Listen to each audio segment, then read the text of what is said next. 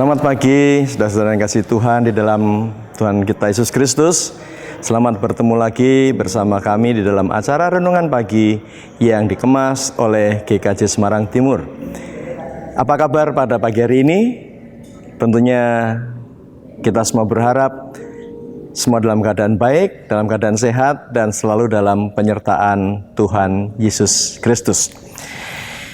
Sebelum kita mengawali kegiatan kita pada pagi hari ini bersama-sama, marilah kita menghadap Tuhan, memuji nama Tuhan, dan mendengarkan firman Tuhan. Bersama kita akan berdoa. Mari kita berdoa.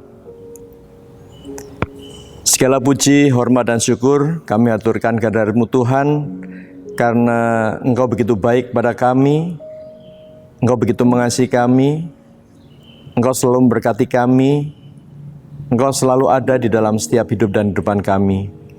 Termasuk pada pagi hari ini Tuhan, Tuhan telah membangunkan kami dalam kondisi yang baik, tubuh segar, kami dapat menikmati udara segar yang telah kami hirup, yang itu merupakan berkat dari-Mu, yang senantiasa ada di dalam hidup dan kehidupan kami. Saat pagi hari ini Tuhan, sebelum kami mengawali kegiatan kami, kiranya Engkau mau memberikan kepada kami tuntunan di dalam kami melakukan aktivitas ini melalui firman-Mu. Berfirmanlah Tuhan, kami semua siap untuk mendengarkan. Kiranya Roh Kudus turun atas kami semua. Di dalam nama Tuhan Yesus Kristus kami berdoa dan mengucap syukur. Amin.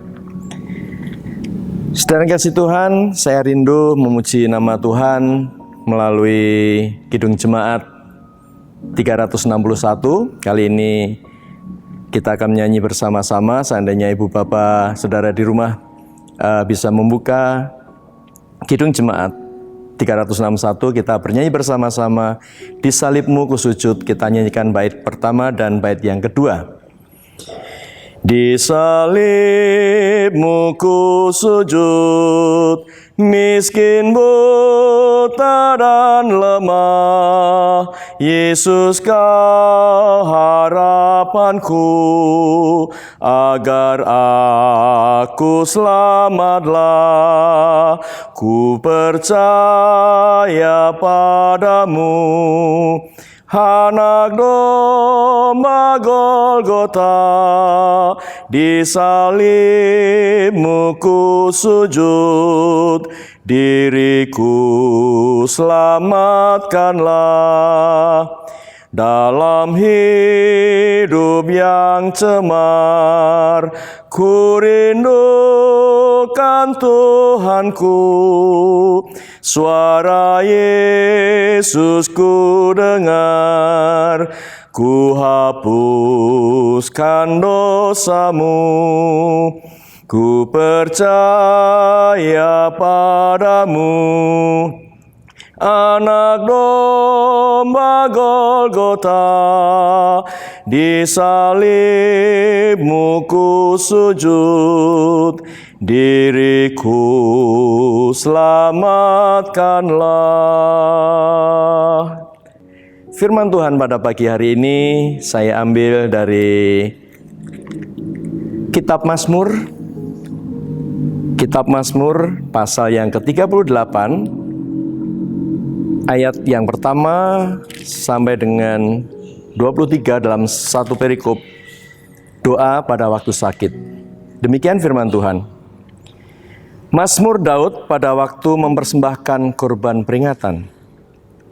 Tuhan, janganlah menghukum aku dalam kehendak-Mu, dan janganlah mengajar aku dalam kepanasan murka-Mu. Sebab anak panah-Mu menembus aku, tangan-Mu telah turun menimpa aku. Tidak ada yang sehat pada dagingku oleh karena amarah-Mu. Tidak ada yang selamat pada tulang-tulangku oleh karena dosaku. Sebab kesalahanku telah menimpa kepadaku, semuanya seperti beban berat yang menjadi terlalu berat bagiku.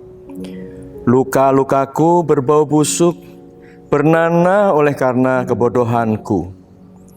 Aku terbungkuk-bungkuk, sangat tertunduk. Sepanjang hari aku berjalan dengan duka cita, sebab pinggangku penuh radang, tidak ada yang sehat pada dagingku. Aku kehabisan tenaga dan remuk redam. Aku merintih karena degup jantungku. Tuhan, Engkau mengetahui segala keinginanku, dan keluhku pun tidak tersembunyi bagimu. Jantungku berdebar-debar, kekuatanku hilang, dan cahaya mataku pun lenyap daripadaku.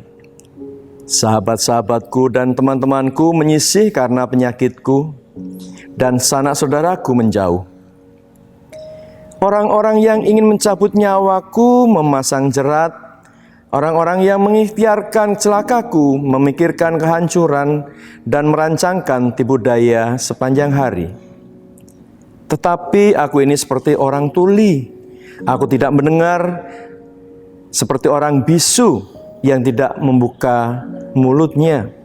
Ya, aku ini seperti orang yang tidak mendengar, yang tidak ada bantahan dalam mulutku. Sebab kepadamu ya Tuhan aku berharap. Engkaulah yang akan menjawab ya Tuhan Allahku.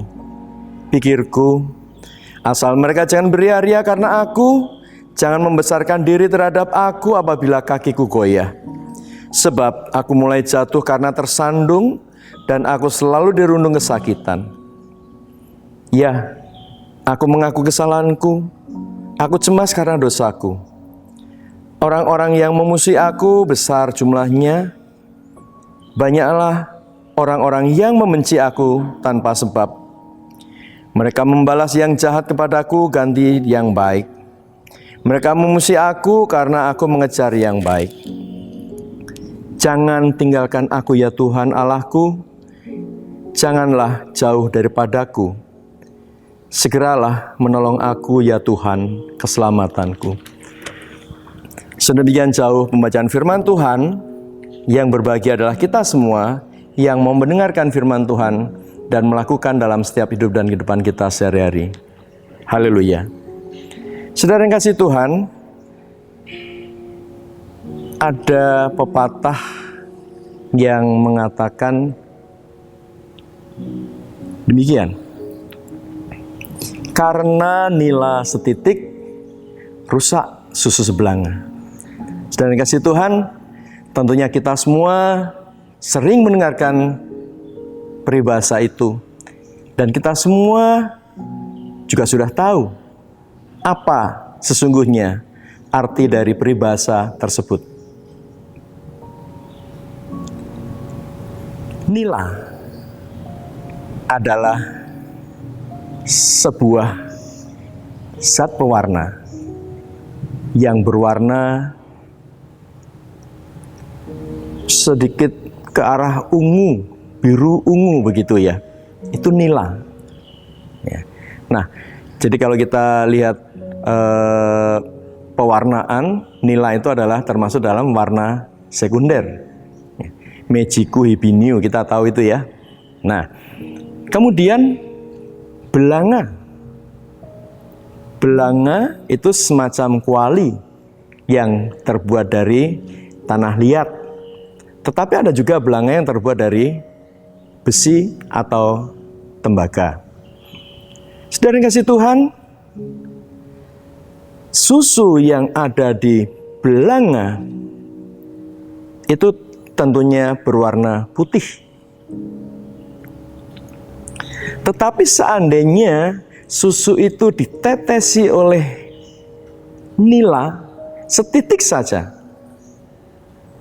maka nila tersebut akan bisa berpengaruh terhadap warna dari susu yang ada di belanga tersebut. Jadi warna putih menjadi rusak. Itulah kira-kira makna dari karena nila setitik rusak susu sebelanga.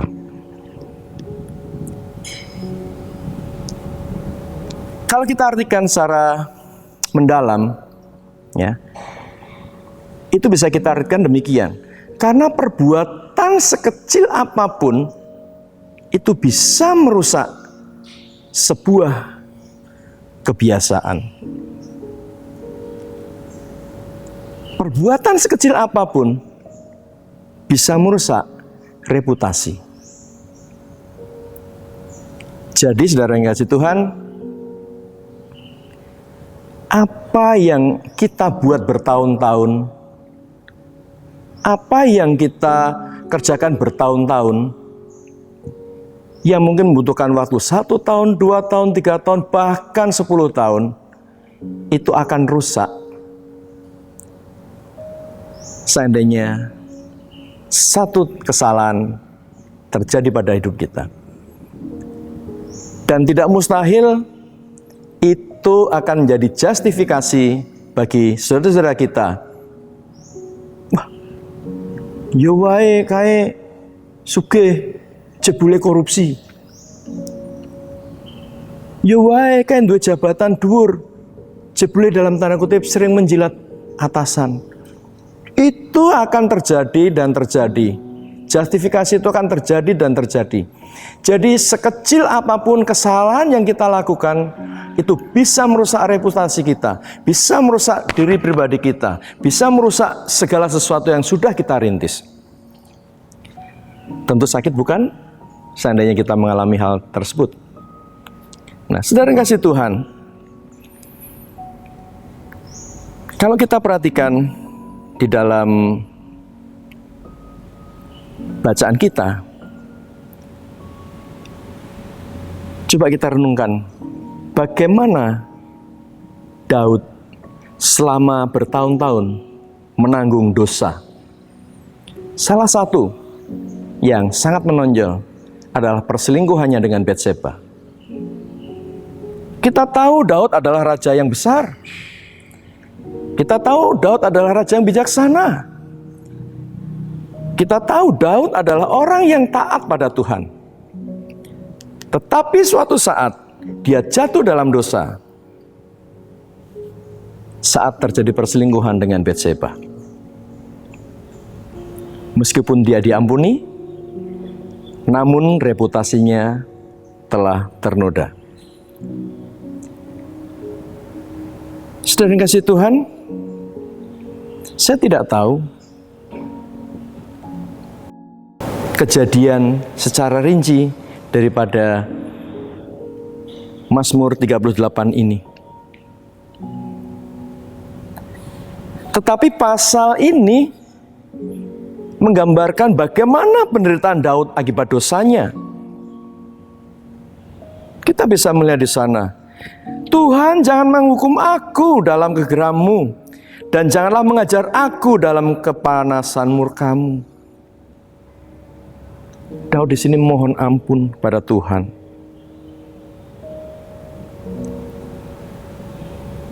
Sebab anak panahmu menembus aku, tanganmu telah turun menimpa aku. Tidak ada yang sehat pada dagingku oleh karena amarahmu, tidak ada yang selamat tulang-tulangku karena dosaku. Kita bisa melihat bagaimana penderitaan Daud di sini. Raja yang bijaksana, raja yang memiliki karisma luar biasa. Dia merasakan sakit yang luar biasa. Dia merasakan ketakutan yang luar biasa. Jadi di pasal 38 ini, saudara bisa membacanya lagi dan merenungkannya lagi, ya, bahwa pasal ini sangat-sangat menggambarkan bagaimana penderitaan Daud akibat dosanya. Oleh karena itu, saudara kasih Tuhan, Daud mohon ampun. Daud menyesali dosa-dosanya. Tetapi toh, walaupun dia diampuni, tadi sudah saya katakan bahwa dia tetap ada noda dalam hidupnya.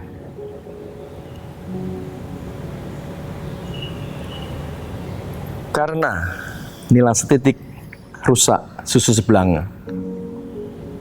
Dan itu juga sering terjadi pada kehidupan kita, kehidupan saudara dan saya.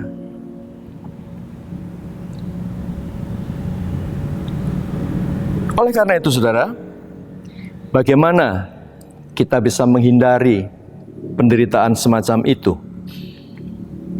Kitab suci memberitahu agar ada 3 hal ya. Yang pertama, kita menjaga hati kita agar kita tetap mampu berjalan dalam rel Tuhan, berjalan dalam apa yang Tuhan inginkan untuk hidup kita. Yang pertama adalah menjaga hati kita. Menjaga hati kita. Kitab Amsal, ya, Kitab Amsal 4 ayat 23. Amsal 4 ayat 23 berkata demikian. Jagalah hatimu dengan segala kewaspadaan, karena dari situlah terpancar kehidupan. Saya ulang, jagalah hatimu dengan segala kewaspadaan, karena dari situlah terpancar kehidupan. Saudara kasih Tuhan, langkah yang kita lakukan, terkadang kita terhantuk batu, terkadang kita jatuh, bahkan jatuh di dalam lubang yang terdalam dalam hidup kita. Hidup kita menjadi nista mungkin, hidup kita menjadi tidak baik. Tetapi Tuhan ingatkan melalui Amsal 4 ayat 23. Jagalah hatimu dengan segala kewaspadaan, karena disitulah terpancar kehidupan. Hati kita ini adalah salah satu sumber dari segalanya. Iri dimulai dengan hati. Sakit hati itu akibat karena batin kita mengolah sesuatu yang membuat kita menjadi berontak. Segala sesuatu dalam hidup kita seringkali diawali dari hati kita. Bagaimana pola pikir kita menentukan apa yang akan kita lakukan. Dan hati yang berbicara di sini. Jagalah hati kita. Untuk menghadapi penderitaan, hal yang kedua yang perlu kita pahami adalah kita hidup bijaksana. Kita hidup bijaksana. Efesus 5, kita melihat di sana, ya, supaya kita bisa hidup bijaksana. Akan saya bacakan Efesus 5, ya, ayat 15. Demikian. Karena itu, perhatikanlah dengan seksama bagaimana kamu hidup. Janganlah seperti orang bebal, tetapi seperti orang arif. Saya ulang, karena itu perhatikanlah dengan seksama bagaimana kamu hidup. Janganlah seperti orang bebal, tetapi seperti orang arif. Ayat tadi menjelaskan bagaimana kita hidup bijaksana. Artinya hidup bijaksana itu bagaimana? Kita bisa mengerti orang lain, kita bisa memahami orang lain, dan kita bisa mencari jalan keluar untuk segala sesuatu yang kita hadapi. Kita tidak berpikir menggunakan ego kita, tapi kita menggunakan pola pikir melalui rasa kita. Kita bisa merasakan bagaimana penderitaan orang lain. Kita bisa merasakan bagaimana kesulitan orang lain. Tetapi satu hal yang penting, bagaimana kita bisa hidup bijaksana. Dan yang ketiga, untuk menghadapi penderitaan, agar kita tidak tersesat, agar kita tidak terjerumus dalam dosa, adalah mengikuti teladan Yesus. Mengikuti teladan Yesus. 1 Petrus 2 ayat 21. 1 Petrus 2 ayat 21. Sebentar, saya bacakan. Demikian firman Tuhan. Sebab untuk itulah kamu dipanggil, karena Kristus pun telah menderita untuk kamu dan telah meninggalkan teladan bagimu, supaya kamu mengikuti jejaknya. Saudara kasih Tuhan,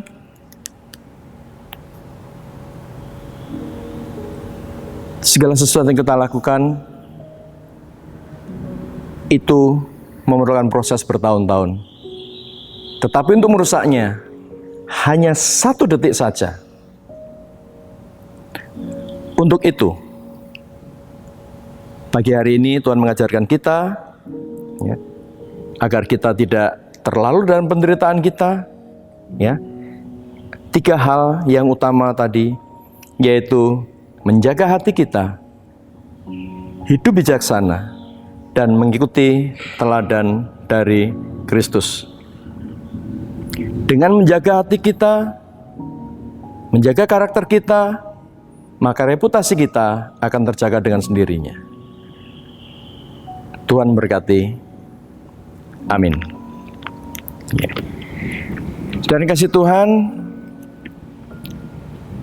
kita akan bersama-sama masuk dalam doa, mengakhiri renungan kita pada pagi hari ini.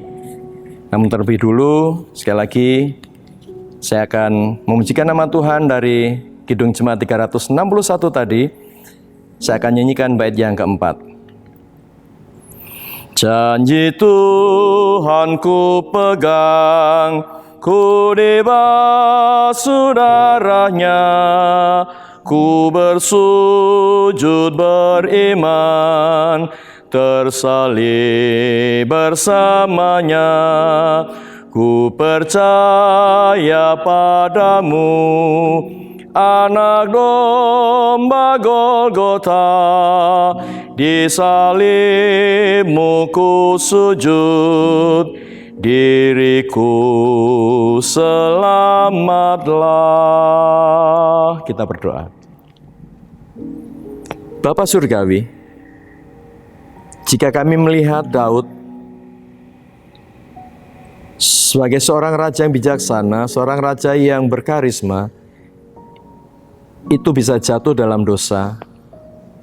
Apalagi kami Tuhan, sebagai anak-anak-Mu, sebagai orang yang mungkin tidak taat kepadamu, mungkin kami tidak patuh kepadamu. Tetapi pada saat pagi hari ini, Tuhan mengingatkan kepada kami, seperti Raja Daud yang memohon pengampunan, kiranya Engkau juga akan mengampuni segala dosa-dosa kami, segala cacat celah kami, agar kami mampu untuk menjaga hati kami, agar kami mampu untuk meneladani Engkau, agar kami mampu untuk menjaga setiap tutur kata, tindakan dan pikiran kami untuk taat kepadamu. Terima kasih pagi hari ini Engkau telah mengingatkan kami. Biarlah kiranya firman-Mu ini selalu terpatri, tertanam dalam hati kami, dan dapat kami lakukan dalam hidup dan kehidupan kami. Kami siap mengawali hari ini Tuhan dengan tuntunan tangan dan kasih-Mu saja. Di dalam nama Tuhan kami Yesus Kristus, kami berdoa dan mengucap syukur. Haleluya. Amin. Selamat pagi, Tuhan berkati, dan selalu dalam keadaan sehat dan bahagia. Amin.